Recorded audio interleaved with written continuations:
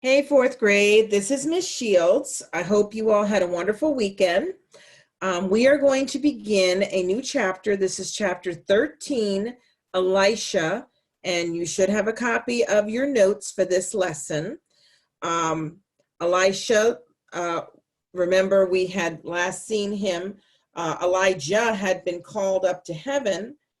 He went up in a whirlwind and he was taken away by a fiery chariot. But before he left, he asked Elisha, "What is it that you want?" And Elisha said, "I want a double portion of the spirit that is on you." Now, we don't know what that means. Does it mean he wants to do twice as many miracles? Does it mean he wants to be twice as used by God? Does it mean he wants to be twice as surrendered and obedient to God as Elijah was? We don't know what it means. But God already started right away blessing and showing his power through Elisha. Remember, shortly after Elijah was brought to heaven, Elisha picked up his robe or his mantle, went to the Jordan River, and right in front of all the other prophets, rolled it up and hit the water, and the water divided, and Elisha was able to go across on dry land.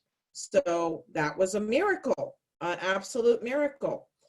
Shortly thereafter, they had come to him and said that the water in Jericho was poisonous, and Elisha poured salt into the water and healed the water of Jericho so that it was healthy enough for the people to drink.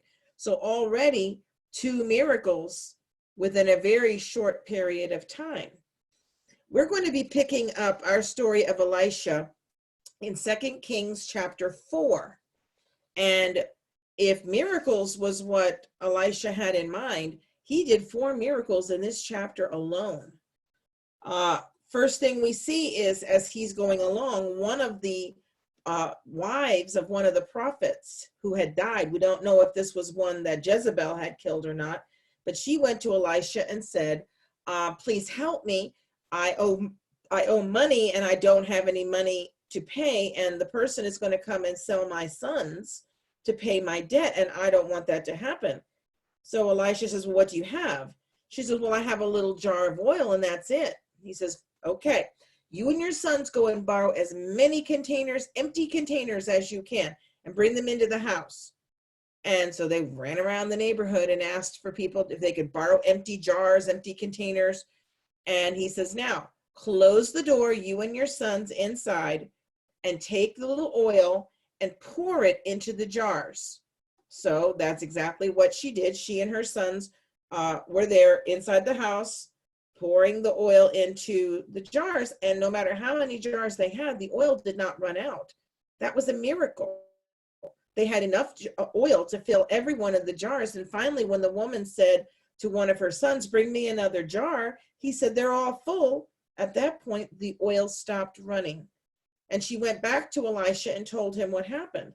And Elisha said, "Good, take the oil, sell it to pay off your debt, and then you and your sons live on the rest." So already one miracle. Now, Elisha had been traveling in the area, and there was a woman and her husband who welcomed Elisha into the house. He visited quite often as he was passing by. And one day the woman, now we don't know what her name is. We know that she and her husband were from the town of Shunem, so they call her the Shunammite woman. And the Shunammite woman said to her husband, "Please, let's make a little room upstairs in our home." Now, they had a separate entrance, so Elisha didn't even have to ask, "Can I come in? Can I?" He just was able to go up to the room whenever he wanted it and make a little room for Elisha. So her husband thought that was a great idea. So they furnished the room for Elisha. And one day Elisha said to his servant Gehazi, "What can we do for this woman for her kindness that she showed to us?" And Gehazi says, "Well, I know she and her husband don't have any children, and her husband is old, and that might be something good." So they brought the Shunammite woman to Elisha, and Elisha said, "This time next year, you will have a son." And the Shunammite woman says, "You know what? Don't tease me, please. This will break my heart if it doesn't happen." Well, it did happen. the woman was able to have a child. Maybe that was another miracle. And Elisha used that little room upstairs in their home as his own place to rest whenever he wanted to. Well, the child grew, and then one day the father had, and the son and the servant were out in the field, and the son began to hold his head and say that his head was hurting. So immediately the father sent his son back to the house with the servant. Unfortunately, by the time they got back to the house, it wasn't very long until the child died. So we don't know what it was that actually killed the child, but we don't know this woman had some faith. Now, she was understandably upset. So she closed the door with the child inside. She went to her husband and asked for a donkey and some servants because she wanted to go to the man of God. Well, of course, her husband's like, well, what's the problem? Is there a problem? She says, no, there's not a problem. I just need to get to Elisha. So she rides along quickly on her donkey and comes to Elisha and says, didn't I tell you? Don't do this if my heart's going to be broken. I didn't ask you for a child. You gave me a child and now the child is dead. Elisha said, have faith. And Elisha went back to her house, prayed for the child, and was able to raise this lady's son from the dead. Another miracle, a huge miracle. Another miracle happened shortly after that when Elisha was visiting the sons of the prophets. We don't know anything else about them other than they're prophets of God. And a servant, we don't know if it was Gehazi or not. It did say it was Elisha's servant, so maybe it was him, was making a big pot of stew for the prophets to eat. And he found some strange vegetables. They called it a gourd. And he decided that would be good to add to the stew. So he chopped up the vegetable and put it into the stew. And when they went to eat it, they found that it was poisonous. And they said to Elisha, sorry, there's death in this pot. We can't have it. And Elisha actually took a little flour, prayed over it, and healed the pot of food from the poison so that it didn't hurt the prophets to eat it.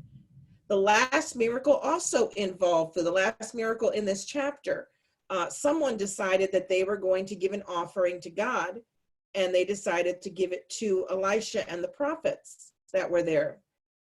So they brought in 20 little tiny little biscuits of bread and for Elisha and other things, other offering. And Elisha said, no, give it out to the people. There's about 100 people there. And they're like, this isn't going to go very far among 100 people. But no, Elisha said, it will fill every single person, and there'll be stuff left over. And sure enough, they passed out the bread, and it multiplied. Almost reminds us of when Jesus multiplied the bread and fish. Same thing, God multiplied these biscuits so that all the 100 people could eat, and there was stuff left over. So 4 miracles just in one chapter. So God was mightily blessing, and it seemed like maybe God's double portion of God's Spirit was on Elisha as he had asked. All right, guys, you can go back now and read over chapter 4, 2 Kings chapter 4, and do the lesson that's entitled Elisha Raises a Boy from the Dead. And I will talk to you the next time. Bye-bye.